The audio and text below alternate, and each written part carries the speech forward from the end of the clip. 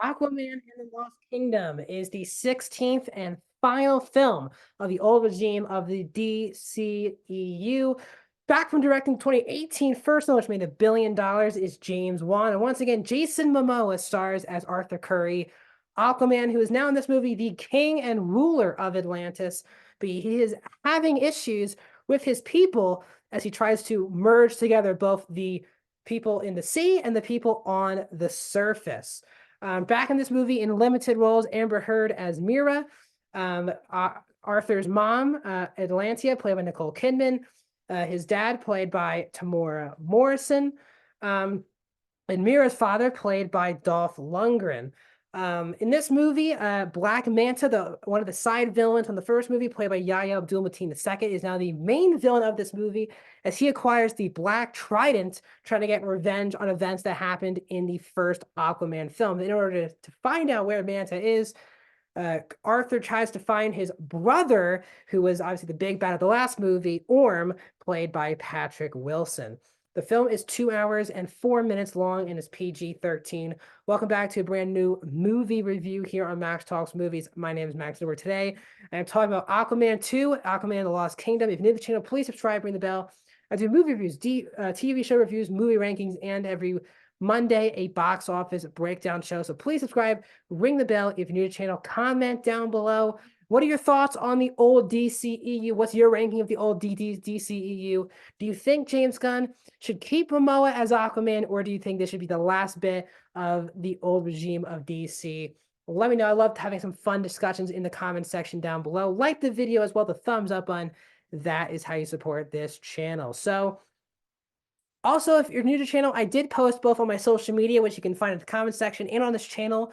I'm going to start to do out of theater reactions to give like 90-second, 60 to 90-second, just my out of theater thoughts after I see a movie. I did that today for Aquaman and the Lost Kingdom. So definitely go to that video either on my YouTube channel or also on my social media. So definitely check that one out as well. So if you did not see my video, or you did see my video, you can see my thoughts on the movie. So overall, for me, with Aquaman and the Lost Kingdom, this was not a good movie, and I think this movie misses a lot of the fun that I think the first film does. I don't think the first film is a really good movie. I enjoy Aquaman 1 for what it is. It's a turn your brain off, brainless action movie, and I did have a lot more fun with the first Aquaman than I did with this one.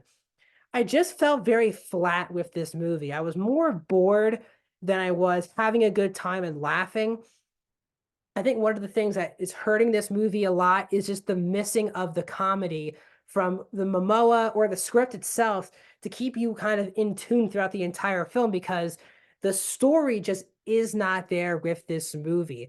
Manta was a second-rate villain in the last movie, and while I'm a huge fan of Yahya Abdul-Mateen II, while he gets a bigger role in this movie, he still ends off being a second-rate villain in these movies. He just never feels like an actual threat to Aquaman, no matter how powerful that he truly gets in this movie. Mateen really delivers as his character. I want him to do more things and better things than being Manta. So I'm excited to see what Yaya chooses to do moving forward, but just a misuse of that character, I think, in both this movie and the first film. The best thing that this movie has going for it on a positive level is the really good chemistry that Momoa and Patrick Wilson have. The first half of the movie is kind of just very much just doing what, we're following what Manta's doing, we're following what Aquaman's doing. But the moment Aquaman finds Orm, and it's kind of like a buddy comedy, they're trying to make it a buddy comedy. I think that's when the movie's at its best, when it is Orm and Aquaman together. Because Patrick Wilson, who is a frequent collaborator with Juan, love Patrick Wilson, and he's very good in this movie, and he has great chemistry with Momoa. And I think it's by far and away the best part about this movie is the dynamic between Orm and Arthur, and them both learning from each other as well, but also knowing who the true ruler of Atlantis really should be. Another level, again, the whole cast is a really solid job here. As I said, Yaya is really good. The whole cast is quite solid for this movie, as always. Now, I will say, for people who are nervous about wanting to see Amber Heard in a movie, again, if you don't want to see Amber Heard, you don't have to see Amber Heard. You don't have to see this movie. I will say they clearly, you can tell by watching this movie that they cut a lot of her scenes out because the movie's about how they both have a kid together and they're raising this kid together while both ruling Atlantis. But she is very much on the sidelines. There are scenes where she will speak, but you can tell it's edited so much that a lot of the scene that she was talking in just got completely removed from the movie. So honestly, it would have helped if we knew how much of a factor she would be in this movie. Now, again, I didn't really like Mira in the first movie, so it's not a knock on the movie, but you could tell there's a lot on the play.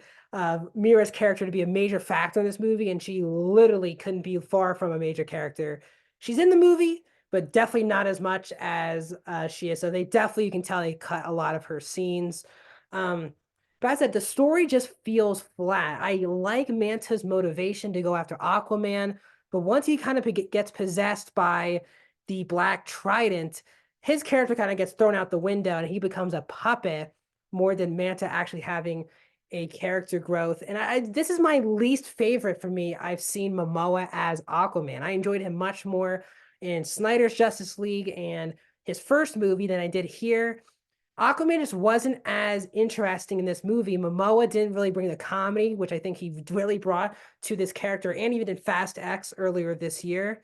Momoa is good here, but the character itself just felt, and overall, you just feel distant to the characters. Just kind of just no emotion in this movie. And I swear, the last 5 minutes of this movie, not including not including the post-credit scene, feels straight out of an SNL sketch and not a big DC movie. You'll understand what I'm talking about when you get to the kind of the last 5 minutes of the movie. The action scenes are actually quite good between Manta and Aquaman.